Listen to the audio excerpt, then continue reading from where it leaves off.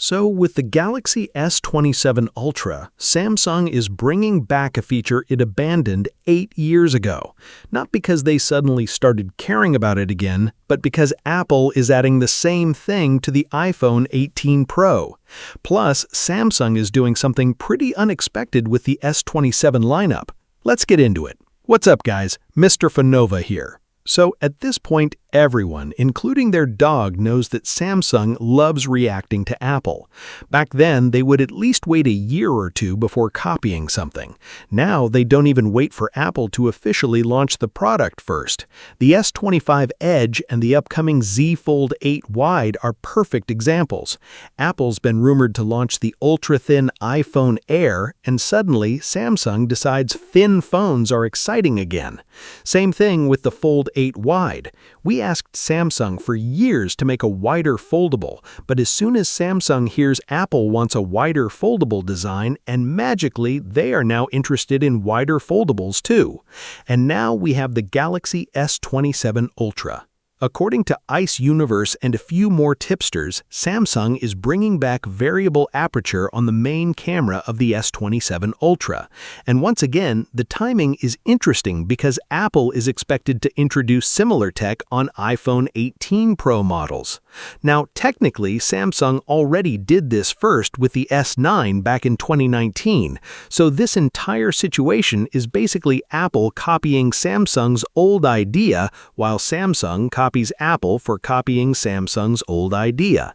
Anyway, if you don't know what variable aperture is, it's a camera feature that physically changes how much light enters the lens depending on the scene.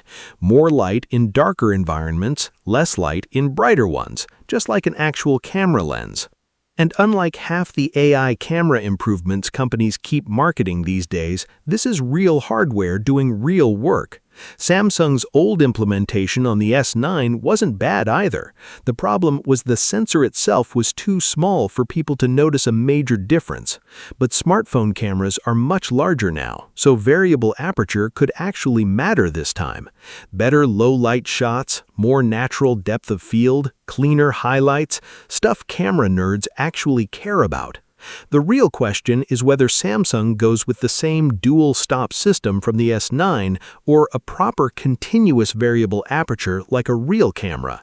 Xiaomi already did the full-stop version years ago, so the tech exists, and honestly, anything less than that would feel outdated in 2027. The S27 Ultra is also expected to get Samsung's new front camera design that dramatically reduces the size of the punch hole cutout. We recently heard that the Z Fold 8 and the Fold 8 Wide will feature an insanely tiny 2.5mm selfie camera cutout, down from the current 3.7mm size. And realistically, there's no way Samsung keeps that exclusive to the foldables. The Ultra phones are still the face of Samsung's mobile division, so the S27 Ultra will most certainly get it too. The S27 Ultra is also expected to get a brand new main camera sensor. Same sensor size, but apparently Samsung is confident enough in it that they are removing the 3x telephoto lens entirely, leaving the phone with just 3 cameras. Not like the 3x camera was anyway, but I'm a little concerned about the zoom quality between 3x and 5x. If Samsung can maintain the same quality in that range using sensor crop alone, then honestly, most people probably wouldn't miss the dedicated 3x lens much.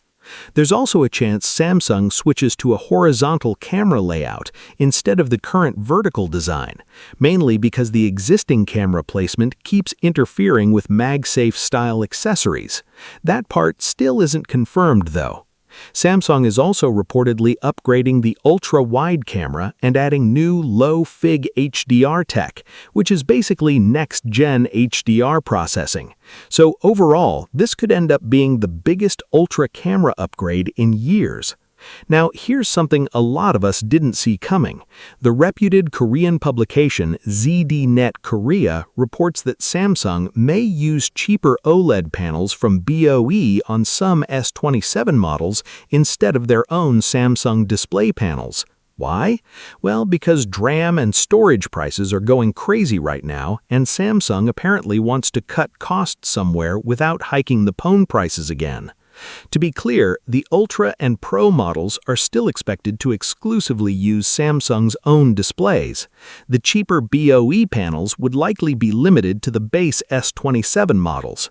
Samsung has already used BOE panels on some of its mid-range phones like the A57, but this would be the first time BOE panels make their way into Samsung's flagship lineup. And honestly, if that helps Samsung avoid another price increase, most buyers probably won't care too much as long as the Ultra phones keep the good stuff. By the way, right now, Samsung is offering a flat $200 discount along with a free $100 credit on the S26 Ultra. So if you're interested, I'll leave the offer link down in the description. Now, this is easily the best look we've had yet on the Z Fold 8 Wide. We want you to stay with us by subscribing and share your valuable feedback through comments. See you in the next video.